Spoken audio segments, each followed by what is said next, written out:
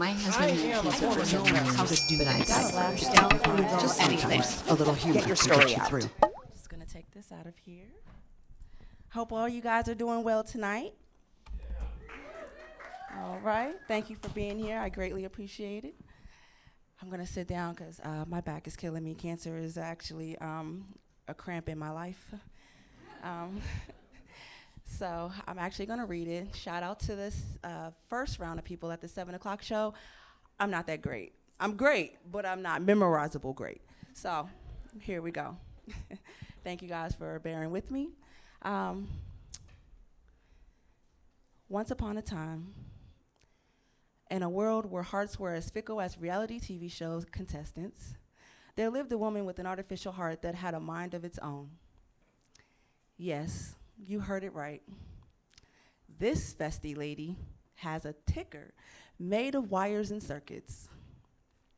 A heart that knows how to keep a straight face, even in the most absurd situations. With a pulse powered by batteries, and a sense of humor as dark as the moonless night, my journey through life was about to take some mind-blowing twists and turns. Buckle up, my friends, because this will leave a tale that will leave your heart pounding or just slightly amused. 6 months ago, I couldn't stand here holding this mic. I'm actually sitting, but you guys get the point. 6 months ago, I was terrified, broken, disappointed, and lost. Because I was actually too busy dying. Let me back up.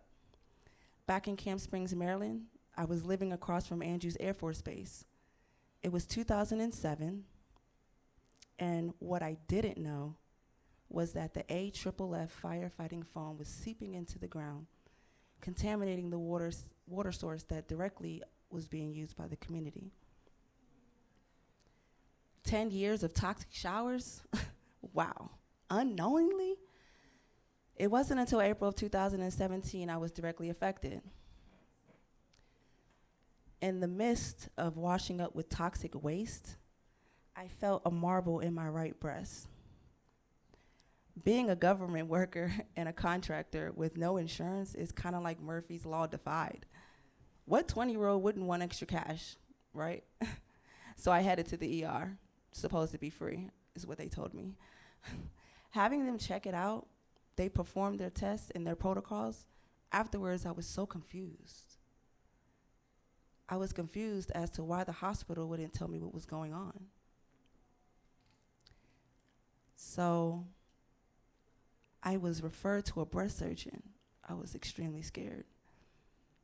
After several mammograms, false reads, misdiagnoses, mistaking the mass for a cyst, I found myself pleading with them to stop doing needle aspirations and do a biopsy. With the back and forth between the surgeon and I, she finally says, "You're too young for a 3D mammogram, so we have to do a workup." A workup means we're gonna do the most serious thing all the way up to the most least serious thing, and hopefully you don't die. I was denied the care that I needed. With the ability to effortlessly unravel complex concepts of my life, the roadblocks of the color of my skin caused a cosmic disaster hurtling towards Earth. One pivotal day, I heard the words, "You've got cancer." You know those bombs that they throw in war and your hearing goes out? And the room moves in slow motion? That's how my world felt at that moment. The nurse was talking. "Miss Jackson, you have cancer." I'm at work in the bathroom stall. I instantly dropped my phone. Reality hit. All I heard was a distant voice from the phone face down on the tile. "Hello, Miss Jackson? Hello, Miss Jackson, are you there? Are you there?" I picked up the phone and answered back, yes, I'm here. "You need to come into the office as soon as possible." I said, "Okay." hung up the phone, and I kept working like nothing had changed. My boss walked up to me. Sonia, lock your computer and come talk to me in the conference room. She made sure that computer got locked because apparently I hadn't locked it when I went to the restroom. So I found out I had cancer, and I also got written up for not leaving my computer unlocked. That was, not only did I find out I had cancer, but again, I would have been written up for my computer being unlocked. Thanks, girl. Once she was aware of the call, she demanded I logged out and handled my health. Looking back, no one said, I'm sorry. Are you okay? I'm literally walking for 6 blocks, crying. So any logical person will call the closest to them, right? So I called my dad. Fast forward, that's not the closest person to me anymore, but call this person that is the closest person to you. And so I called my dad, frantically yelling, I'm gonna die, this is it, I'm gonna die. Like, I'm gonna die. Hold on, Sonia, I got a call. Like, bitch, I have cancer, and you take a fucking call? Absurd. Listen, it better be Oprah, Obama, or Beyonce. Nah, it better be all three. It's interesting having an emotionless dad. Everything is fun, but without the fun. He was too cool to give hugs and have daddy-daughter talks. We just laughed and swept the childhood trauma under the rug. I could say something to him like, I'm bleeding out of my left ear. He'd be like, lie down, baby, and sleep it off, type of father. So I'm bawling, crying after his very unimportant call and no attempt to click back over. I hung up, instantly feeling scared. Shitless, actually. Literally had the bubble guts from the fear of cancer and also the unknown. Bring, bring. Hello? Dad, I might have cancer. I'm scared. I don't know what to do. You've never been there for me. You've never been a real father. Everything is just fun and laughing, and I'm lost. It's too much information. Can you help me? Can you help me, please? Calm down, Sonia. What are you mad at? You're overreacting. You have to get your boob chopped off? I instantly went from sadness to anger. I said, no, actually, I'm not. I'm scared I may die. Sidebar. I was kind of upset I had to get my boob chopped off. However, that wasn't higher than death on the priority list. Of course, the conversation ended. Like, what do you say after that? That was the last conversation we had. However, we are Instagram friends. Kevin Hart says it best. You gotta laugh to keep from crying. Coping mechanism, balled up, in bed, not eating for weeks. Sorry guys, lost my place. Coping mechanism is fetal position, balled up, in bed, not eating for weeks. Nah, don't listen to me, I'm in therapy. My next doctor's visit was like a tornado. They came in taking so much blood. Being pricked with a retail gun like I'm being tagged, which is exactly what they did. Tag the mask, it wasn't fun, my boob was sore. At that moment, I thought,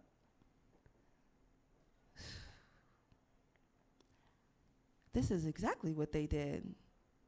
Tag the mask, it wasn't fun, my boob was sore. At that moment, I thought, this is my life. This is my life. Trying to navigate turbulent waves in a ship lost at sea. I thought about the current toxic relationship I was in, my schizophrenic bipolar sister, alcoholic mother, heartless father, self-absorbed brother, and that abandoned the family, or my other brother that was incarcerated. I instantly broke down. As for my mom, you'd think her child with cancer means more than a 211 malt liquor. Apparently not. Now I understand why they say alcohol is a hell of a drug. Needless to say, my parents were not a part of my cancer journey, or any other journey for that matter. Flash forward, I got a right mastectomy Dorsey flap in 2017. Due to so much chemo and radiation, my heart weakened. Waking from a coma, discovering the loss of mobility was a disorienting and devastating experience. As the sudden realization of physical limitation creates a new and challenging reality to navigate, I now have an artificial heart that was implanted on May 5th, 2018. Some people wear their heart on their sleeve. I wear mine in this fanny pack. Dealing with my dysfunctional family on top of a major medical condition, I still had to life. I was under so much stress and pressure. My left side started to feel weird. I couldn't control the mobility of my left side. I called the ambulance, Cedar-Sinai, and I didn't want to treat me or run tests. They stated, "Miss Jackson, there is nothing wrong.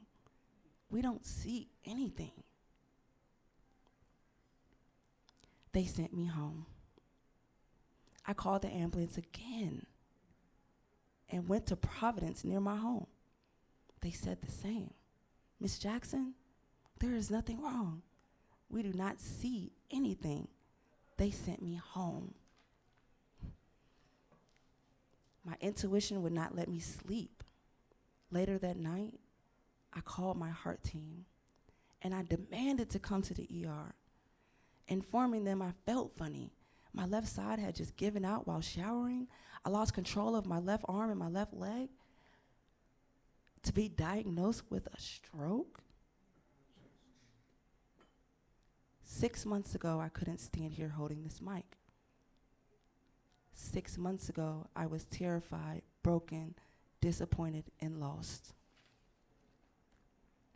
See, having a heart in a bag is like, what? How do you explain that? So I use jokes to make people feel comfortable and to lighten up the mood.